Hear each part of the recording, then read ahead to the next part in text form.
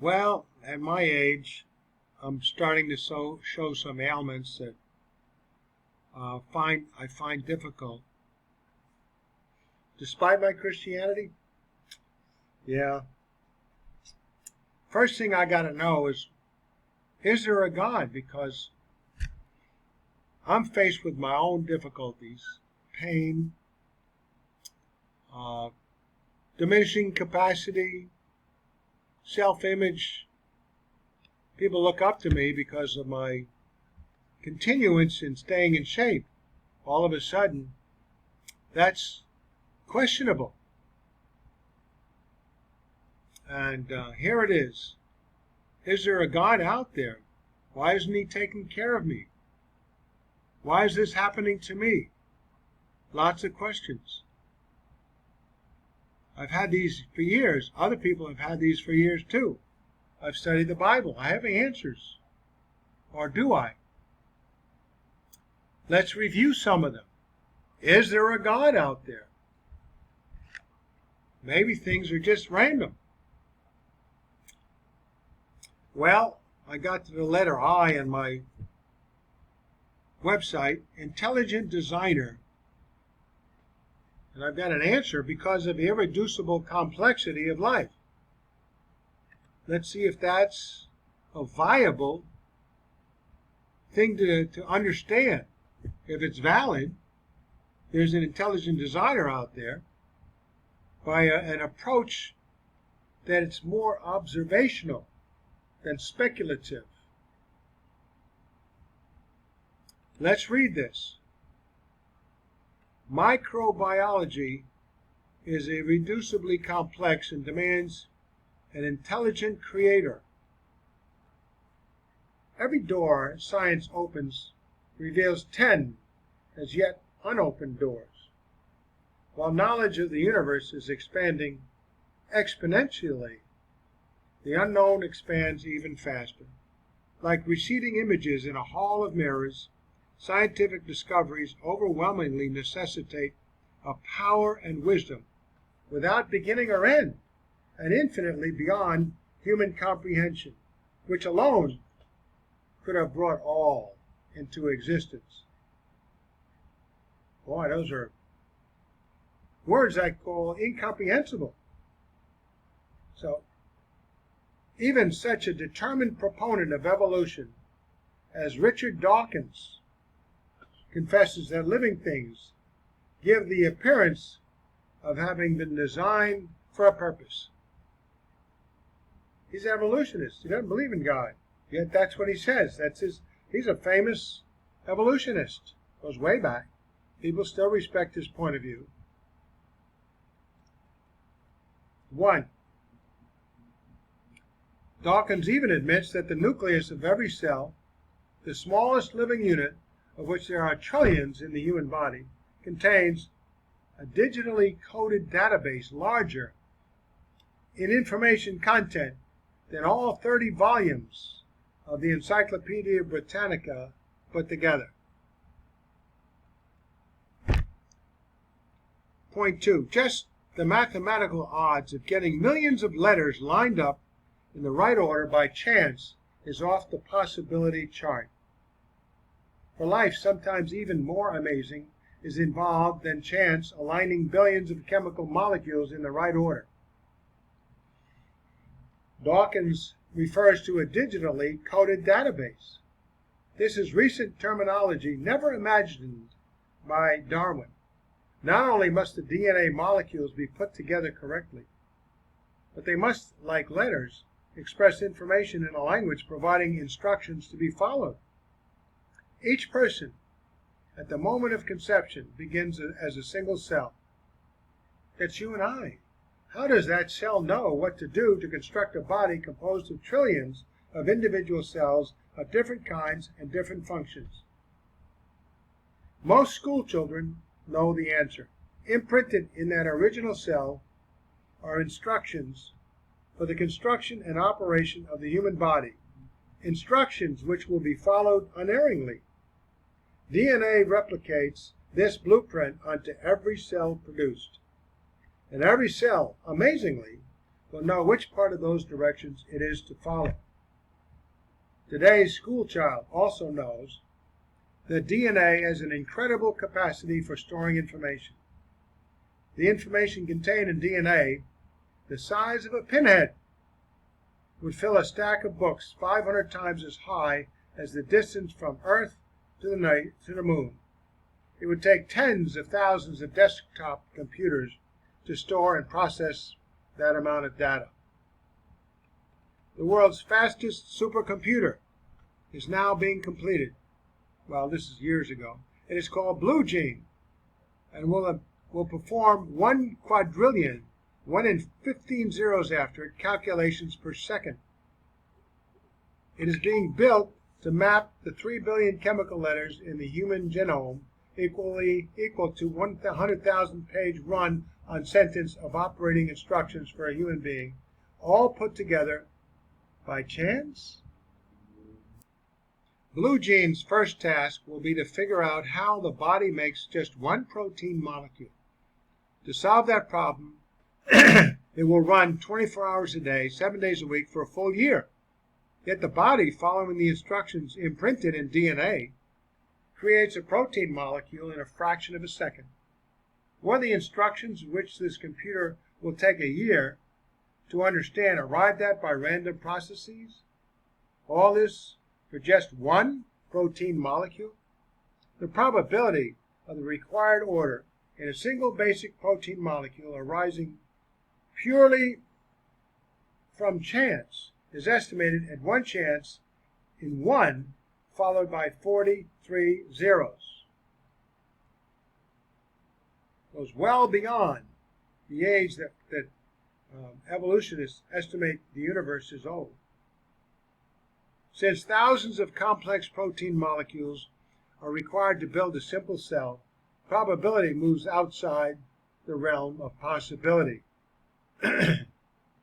3. It takes many different kinds of enzymes made of protein to decode, translate the genetic information encoded into DNA. And the enzymes are independently encoded to do this. So it would do no good for evolution, even if it could, to imprint genetic information on DNA. At the same time, it would have to independently encode the enzymes to translate it. DNA and the enzymes to decode it could not evolve over a period of time. All must be in perfect working order from the start. At the molecular level, evolution is a bad joke. Years ago, the conundrum was, which came first, the chicken or the egg? Now it's, which came first, protein or DNA? Well, it takes protein to construct DNA, but it takes DNA to make protein. Obviously, both had to have been or were created at once. Neither could have evolved. But the lesson of DNA points far beyond the statistical impossibility of it all somehow falling together through random processes over great time. The great time is greater than evolutionists think that the universe is old. And that's just for one little DNA or protein. One or the other, or both. Both had to be there. The 3 billion chemical letters express information in a language must be read to be usable. A language necessarily involves ideas framed within grammatical rules and can be created and expressed only by intelligence. You have to have the intelligence already there. This moves us beyond statistics and matter into another realm involving issues. And issues cannot be comprehended by tissues.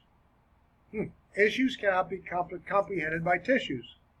Language expresses thoughts, and thoughts are not physical. They may be articulated in physical form, such as sounds or words and sentences on a page, or the coded chemical letters in DNA. Obviously, however, the thoughts being conveyed by the language are independent of the material upon which they are expressed. The sentence may be written on paper, wood, sand, computer chip, or audio tape, but none of these originated the message.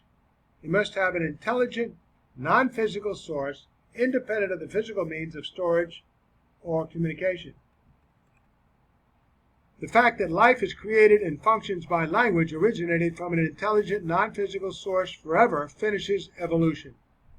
There is no way that chemicals could put together intelligent thoughts in a language that contains the instructions for constructing and operating even a single cell, much less the trillions of cells in the human body. We are driven by science and logic to admit that life in any form can have its source only in a God who is independent of the material universe. Then, that there cannot be more than one source is proved by the uniformity and universality of the language. DNA, of course, does not understand the information encoded in it. It is a mechanism built and programmed by the originator of the encoded language to follow his instructions automatically. And the most complex mechanism built by DNA is the human brain. Far more than that, the human brain and the body together, all at once. More advanced than any computer yet built by man, it contains some 100 billion nerve cells connected by 240 miles of nerve fibers involving 100 trillion connections. Is that intelligence or what? For all of its complexity, the brain no more originates or understands what it is doing than does DNA. The brain does not originate thoughts. If it did, we would have to do whatever our brains decided. On the contrary, we, the real persons inside, that makes it even more complex, do the thinking and deciding. And our brains take these non-physical thoughts and translate them into physical actions through a connection between the spirit and body that science can't fathom. Wilder Penfield, one of the world's leading neurosurgeons, describes the brain as a computer programmed by something independent of itself, the mind. Science cannot escape the fact that man himself, like his creator, must be a non-material being in order to originate the thoughts processed by the brain. But man did not originate the thought itself. He did not create himself, nor give himself the capacity to think. Well, I looked into this book. It's by Michael J. Behe, B-E-H-E, Darwin's Black Box. He speaks of the blood coagulating system, among others. I chose this one because it's easier to understand. You only need one to prove irreducible complexity, because that irreducibly complex system has to coordinate perfectly on the first species of that human being, for example, with all the other systems. Unbelievable complexity, just beyond my imagination.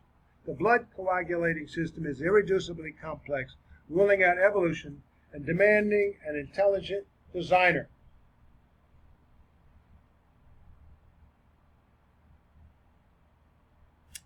Well,